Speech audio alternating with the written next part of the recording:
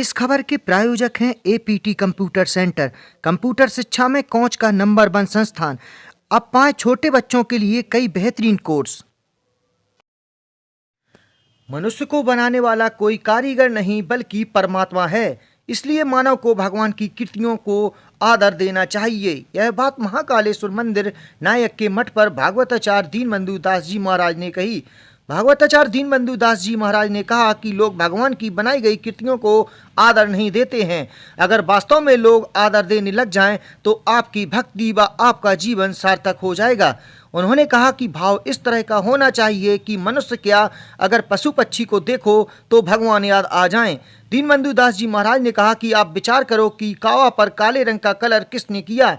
आज बड़ी बड़ी कंपनी कलर बनाती हैं, गारंटी कार्ड बनाकर देती हैं कि 2 साल की गारंटी, लेकिन वह साल भर में ही फीका पड़ जाता है।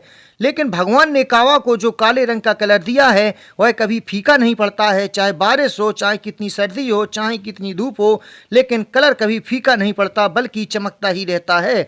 इन सब को देखकर भगवान की याद आनी चाहिए।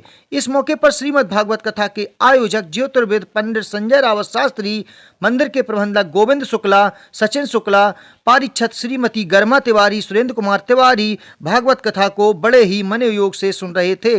वहीं अन्य धार्मिक कार्यक्रमों में विद्युत जन मुकेश तिवारी, रूपेश तिवारी, आनंद मिश्र, अनुज मिश्र, संदीप सांडिल, राहुल तिवारी और सुदर्शन मिश्र लगे हुए थे। यह भागवत कथा अखिल भारतीय सनातन धर्म रक्षणी सेवा समिति के तत्वावधान व समस्त नगरवासियों के सहयोग से चल रही है। जालौन से पब्लिक न्यूज मंच के लिए शैलेंद्र पटेरिया की रिपोर्ट। नहीं करते, इनका आदर नहीं करते। इसलिए भाई यहाँ जितने लोग बैठे ध्यान रखना, इनको बनाने वाला कोई कारीगर नहीं है, इनको बनाने वाले परमात्मा भगवान ने खुद बनाया है। इसलिए मनुष्य मात्र का आदर करना चाहिए। आज हम भगवान की बनाई हुई कृतियों को आदर नहीं देते। अगर आदर देने लग जाएं तो हमारी भक्ति ऐसी व्यापक, सब जगह भगवान दिखेंगे हमें। मनुष्य नहीं, हम पक्षियों को देखें तो भगवान याद आ जाए। कौआ को देखो, कभी मन में विचार करो कि कौआ पर एक काले रंग का पैंट किसने किया, कलर किसने किया। आज बड़ी बड़ी कंपनी कलर बनाती हैं, गारंटी कार्ड देती हैं, 2 साल की गारंटी, लेकिन वो साल भर में ही कलर फीका पड़ जाता है। पर भगवान ने कौआ के पंखों पर ऐसा काला कलर चढ़ाया, चाहे जितनी बरसात हो, चाहे जितनी सर्दी पड़े, चाहे जितनी धूप हो, लेकिन कलर कभी फीका नहीं पड़ता, हमारा चमकता ही रहता है। इन सबको देख के भगवान की याद आनी चाहिए। जीव के कल्याण के उपाय बताए हैं।